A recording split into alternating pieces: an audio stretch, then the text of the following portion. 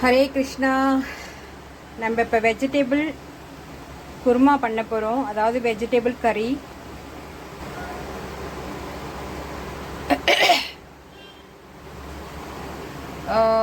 இங்கே பாருங்கள், cauliflower, beans, நூக்கல், கேரட், உருளைக்கிழங்கு, கொஞ்சோண்டு பட்டாணி மட்டர் எடுத்துருக்கோம். அடுத்தால இது தக்காளி, இஞ்சி, கொத்தமல்லி, இதில் பச்சை மிளகாய், இதில் பூண்டு வெங்காயம்லாம் கிடையாது சுத்தமாக. கிருஷ்ண பகவான் அலோவ் பண்ணல பூண்டு வெங்காயம் சாப்பிட சொல்லி. ஸோ கிருஷ்ண பக்தர்கள் கண்டிப்பாக அவர் சொல்கிறத நம்ம கேட்போம், ஃபாலோ பண்ணுவோம். வாழ்க்கையில் நலமாக வாழ்வதற்காக, உடல் ரீதியாகவும் உள்ள ரீதியாகவும் நலமாக வாழ்வதற்காக கிருஷ்ணன் சொல்வதை கேட்போம். Jai Shri Krishna. Okay, let go. Preparation பாருங்கள், இதை அரைச்சிட்டோம் விழுதாக. தக்காளி, பச்சை மிளகாய், கொத்தமல்லி, இஞ்சி அரைச்சாச்சு. நெக்ஸ்ட்டு நம்ம அரைக்க போகிறது தேங்காய் எடுத்துட்டு எவ்வளோ, 2 கிரீன் இலைச்சி, கஸ்கஸ், கசகசா, ஒரு இது பெருஞ்சீரகம், இவ்வளோ முந்திரி பருப்பு எடுத்துருக்கேன். இது குழம்புக்கு நம்ம விழுதா மை போல் அரைச்சிக்கணும். மழை அரைச்சாச்சு, நல்லா மை போல் அரைச்சாச்சு.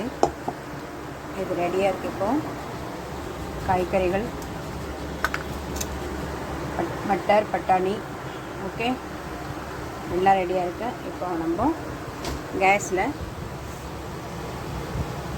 குக்கர் வச்சுருக்கோம். நான் இதுக்கு சன்ஃப்ளவர் ஆயில் தான் விடுறேன். தேங்காய் எண்ணெய் விடலாம், தேங்காய் எண்ணெய் இல்லைன்னா சன்ஃப்ளவர் ஆயில் யூஸ் பண்ணிக்கலாம்.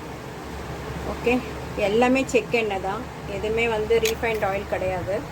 Refined oil not good for health.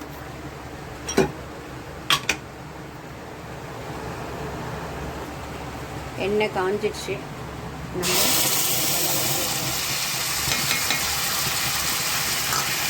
இந்த அது பேர் என்ன, பிரிஞ்சி இலை எல்லாம் போடுவாங்க, முழுசாக அந்த கரம் மசாலாலாம் போட்டு அதுக்கப்புறம் இதை போடுவாங்க. எனக்கு அதெல்லாம் தேவை பிடிக்காது. அதாவது நம்ம தான் கரம் மசாலா ஒரு ஸ்பூன் போட போகிறோம், அதில் எல்லாமே இருக்குது. அப்புறம் பச்சை இது பேர் என்ன, பெருங்க இது சே அட ஏலக்காய் அதை போட்டு தான் நம்ம அரைச்சிருக்கோம். சரிங்களா, எதுக்கு அதெல்லாம் டிஸ்டர்பன்ஸ். ஸோ இதை போட்டுட்டு நல்லா வதங்கட்டும். அதுக்கப்புறம்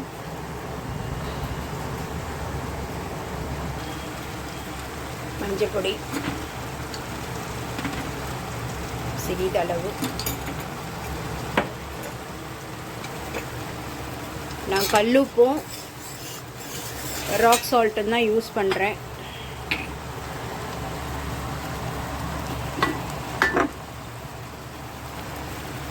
இவ்வளோ உப்பு போடுறேன், அப்புறம் தேவைன்னா போட்டுக்கலாம், கரெக்டாக இருந்தால் விட்டுருவோம்.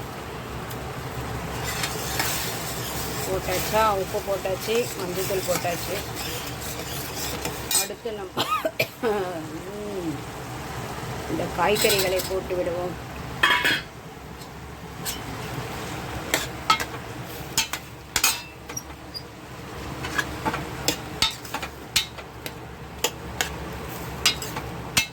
காய்கறிகளை போட்டு சிறிது நேரம்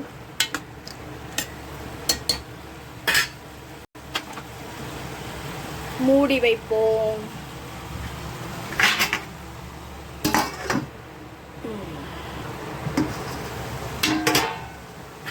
இந்த பட்டாணியை போட மறந்துட்டேன்.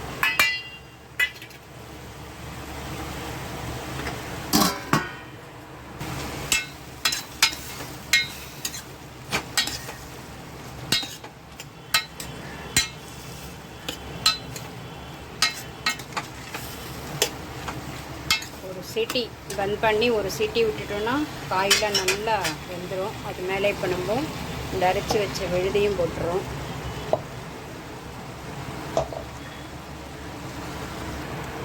வீட்லேயே அரைச்ச கரம் மசாலா பொடி,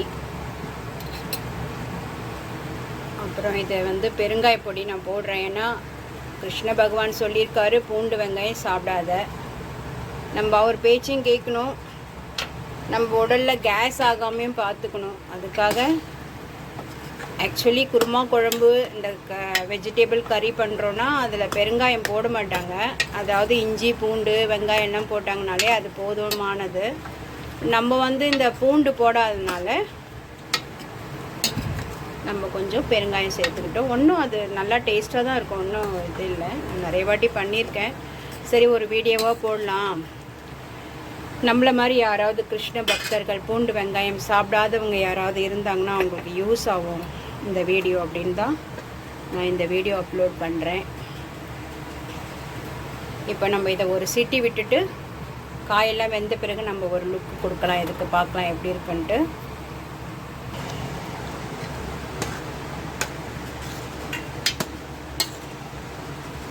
ஒரு சிட்டி விட்டுட்டு ஒரு சிட்டி வந்துச்சு. Okay, gas off. ஒரு சிட்டி வந்துடுத்து. இப்போ நான் வந்து இந்த கொத்தமல்லியை தூவி சூப்பராக ஒரு குருமா, வெஜிடபிள் குருமா இல்லைன்னா வெஜிடபிள் கறின்னு சொல்லலாம். இதை சாத்விகமான பூண்டு வெங்காயம் இல்லாத சமையல். ஹரே கிருஷ்ணா. உங்களுக்கு பிடிச்சிருந்தா ஷேர் பண்ணுங்கள், சப்ஸ்கிரைப் பண்ணுங்கள், கமெண்ட் பண்ணுங்கள். தேங்க்யூ.